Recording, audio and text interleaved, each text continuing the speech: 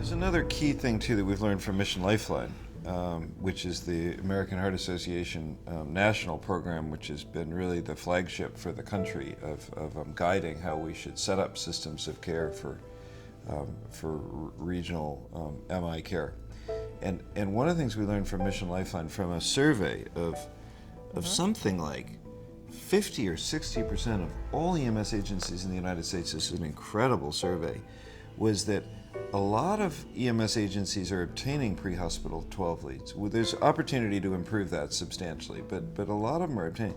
But of those that obtain them, only half the time is there a system in place where that information activates the re-perfusion.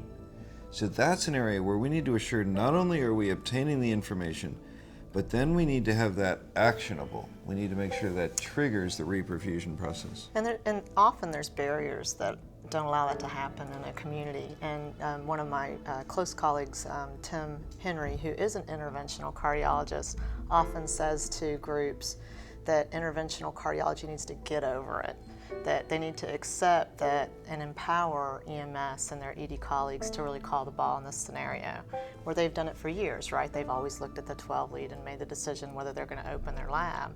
That really delays time and myocardium dies. So we do have to empower EMS, and part of that is first responders, which I know that's one of your areas, and we wouldn't survive without first responders, which are often firemen.